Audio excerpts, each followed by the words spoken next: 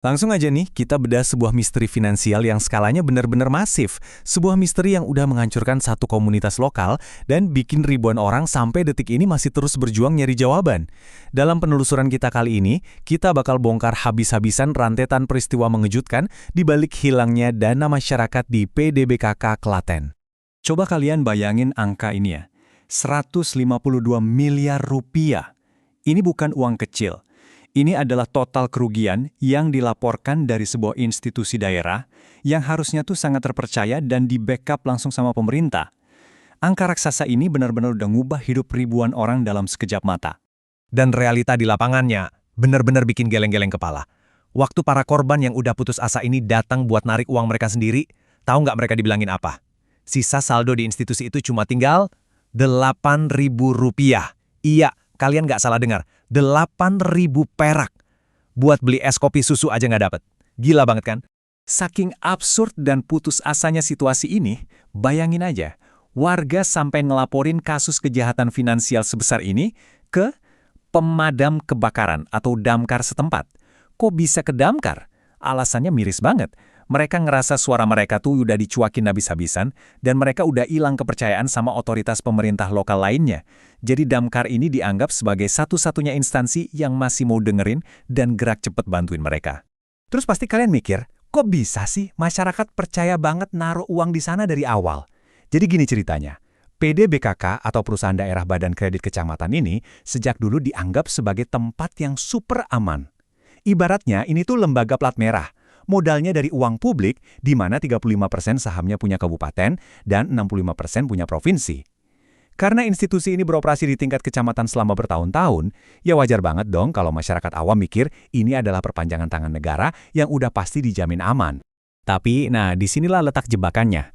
Walaupun PDBKK ini cara kerjanya persis kayak bank pada umumnya, mereka nerima setoran, ngeluarin buku tabungan, faktanya mereka ini bukan bank. Secara hukum, mereka nggak terdaftar dan nggak diawasi sama OJK. Terus yang paling fatal, dana nasabah di situ sama sekali nggak dijamin sama LPS atau lembaga penjamin simpanan.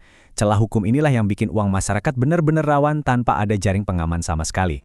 Kalau kita tarik mundur alur waktunya, kita bakal nemuin yang namanya operasi hantu. Ini benar-benar mencengangin loh. Mundur ke tahun 2019, institusi ini sebenarnya udah gagal merger gara-gara kondisi keuangannya dinilai nggak sehat.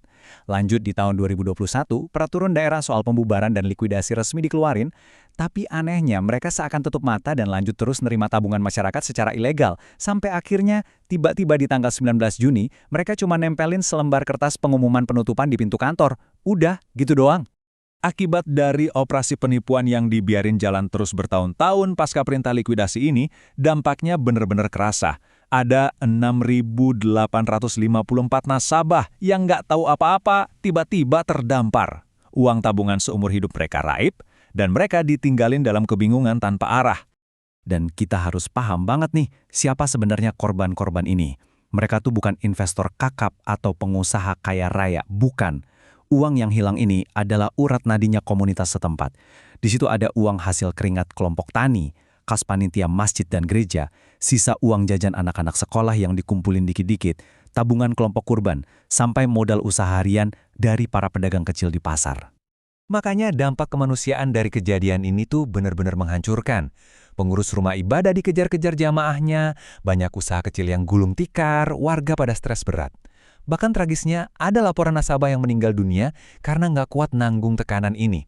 Kayak yang diungkapin sama salah satu korban, Bapak Purwanto, beliau bilang, ini uang jeripayah kami, menyangkut masa depan keluarga. Jadi ini emang soal kelangsungan hidup anak-anak mereka. Nah, mungkin kalian nanya, gimana sih caranya mereka bisa ngumpulin uang sebanyak itu dari masyarakat desa? Taktiknya tuh mereka aktif jemput bola. Mereka nurunin agen langsung ke pasar-pasar, narik setoran tiap hari dari pintu ke para pedagang.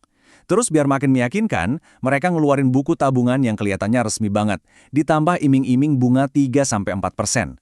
Semua langkah ini disetting rapih buat ngebangun ilusi seolah ini tuh bank yang sehat dan bisa dipercaya. Tapi coba perhatiin ketimpangan yang paling bikin ngelus dada di proses penegakan hukumnya. Di satu sisi, ada 52 miliar rupiah tabungan warga sipil yang menguap. Tapi di sisi lain, pihak advokat nyorotin kalau sampai sekarang, dana yang benar-benar udah diproses secara hukum itu cuma bagian yang sangat mikroskopis, yaitu sekitar 292 juta rupiah aja. Perbedaan angka yang jomplang banget inilah yang bikin para korban ngerasa keadilan tuh masih jauh banget dari jangkauan mereka. Pertanyaan terbesarnya sekarang kemana larinya uang-uang itu? Kalau kita lihat secara objektif berdasarkan laporan yang ada, hasil audit independen di tahun 2024 secara tegas nunjukin hasil yang tidak wajar. Pihak Advopat juga mempertanyakan nih kejanggalan suntikan modal dari pemerintah daerah yang waktunya kok sering pas banget sama tahun-tahun politik. Ditambah lagi muncul kecurigaan kuat soal adanya kredit macet raksasa yang diduga ngalir ke elit-elit daerah tertentu. Pada akhirnya, karena ngerasa udah buntu nuntut akuntabilitas di daerah, para korban bikin satu inisiatif puncak, mereka nulis tangan langsung dan ngirim tepat 1.000 surat cinta ke Presiden Prabowo.